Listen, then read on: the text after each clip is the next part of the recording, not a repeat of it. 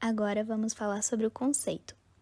A penhora é o ato executivo processual que visa principalmente a individualização do bem sobre o qual recairá a satisfação do crédito. Os bens serão retirados da posse do executado para garantir a execução do débito. O crédito pode ser definido como o direito que se tem de exigir uma prestação. É como uma dívida, obrigação ou um débito que constitui o dever de realizar uma prestação perante outra pessoa.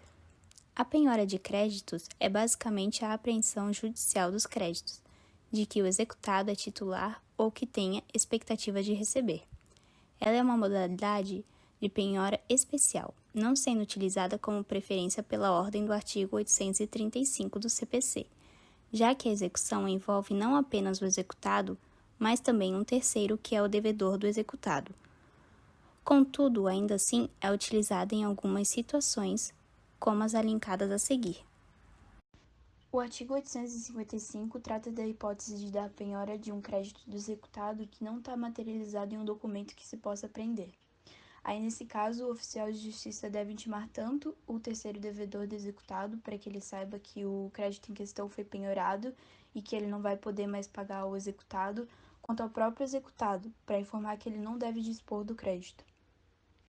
Como o terceiro devedor não pode pagar o executado, se tornará responsável pelo crédito e será obrigado a depositar o valor em juízo, assumindo para si a posição de depositário judicial.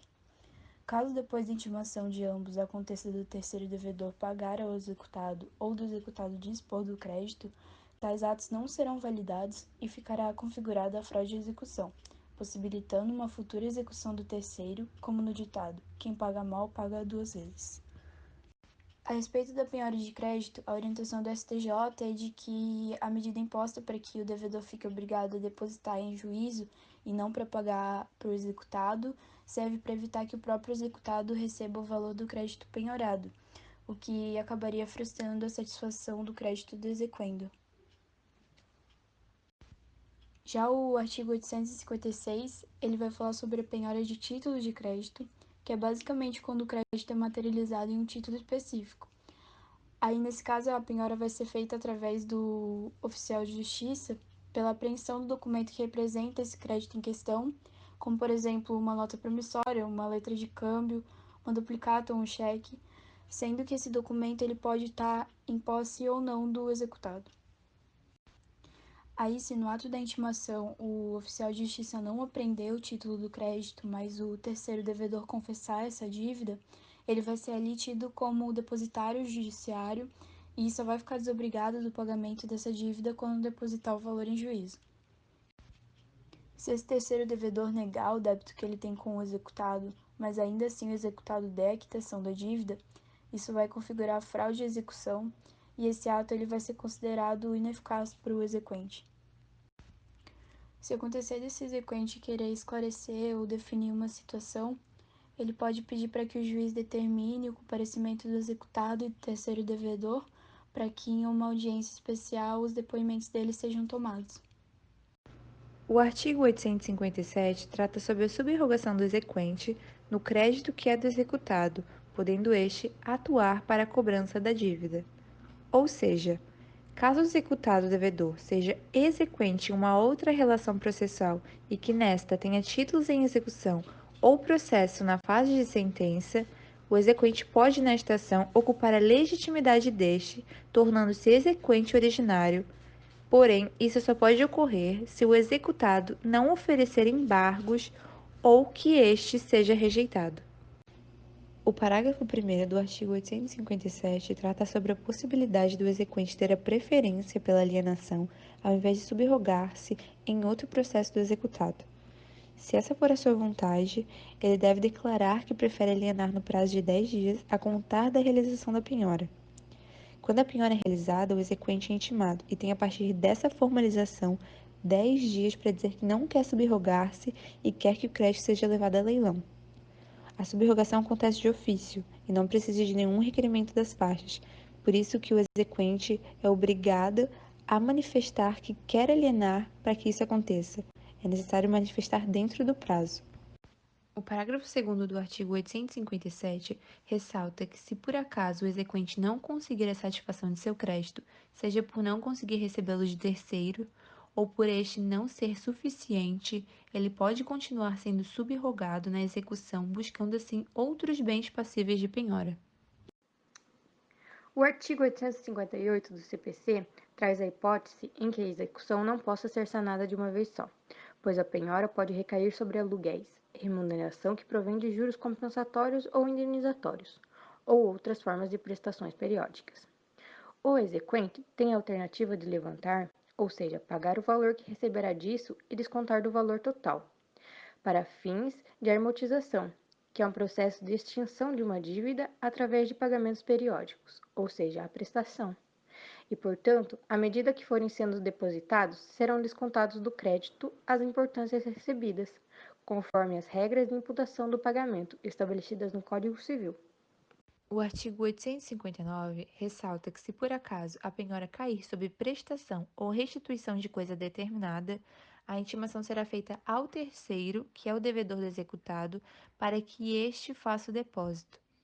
A intimação só é feita para o executado para dizer que ele não pode e não vai receber, caso contrário, configuraria fraude à execução, pois uma vez feito o pagamento, seja com prestação ou restituição de coisa determinada, diretamente ao executado, o exequente se vê novamente frustrado e terá mais uma dificuldade por parte do executado para reaver os valores ou a restituição da coisa que lhe é devida. Agora vamos falar sobre o artigo 860, penhora no rosto dos autos. A penhora no rosto dos autos trata-se sobre um crédito que já está sendo discutido em outro processo.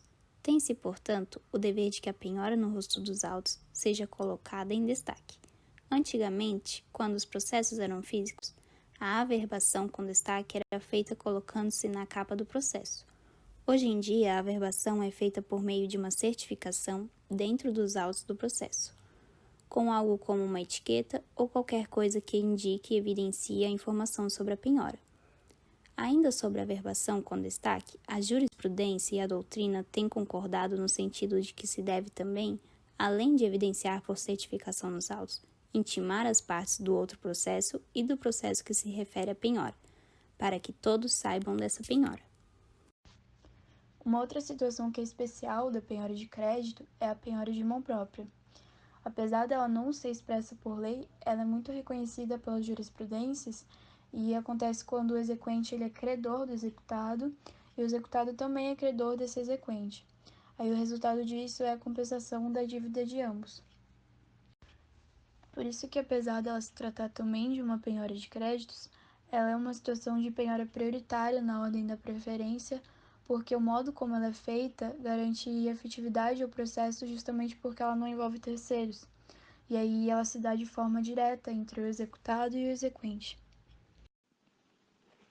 A novidade na decisão dos magistrados sobre a possibilidade de penhora dos recebíveis de cartão de crédito veio após autores de ação indenizatória tentarem por várias vezes penhorar os bens do devedor, mas todas as tentativas cessaram infrutíferas, observando assim os autores que o mesmo possuía empresa própria, a qual recebia várias formas de pagamento, requereram a penhora dos créditos que o devedor teria a receber junto às operadoras de cartão de crédito, refeição e alimentação, sendo o pedido aceito pelo magistrado na primeira turma civil, determinando o depósito de 30% dos valores que o devedor tem a receber das empresas.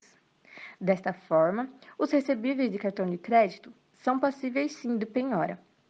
O juiz determina o bloqueio da conta, mas ele não retira todo o valor que o devedor recebeu dos pagamentos efetuados com os cartões, mas sim um percentual, que pode variar entre 10% a 30%. Não tem um limite máximo e nem um limite mínimo sobre o valor total que o devedor irá receber. É feito por percentual, pois o objetivo é não descapitalizar e, com isso, inviabilizar a operação da empresa devedora. O percentual, dependendo também do que a empresa demonstra de necessidade de capital de giro. Nesse sistema, porém, o bloqueio se mantém no tempo e o devedor tem uma parte do seu direito retida mensalmente até que todo o débito seja satisfeito. É feito em todo e qualquer valor retirado de qualquer bandeira, até o cartão alimentar.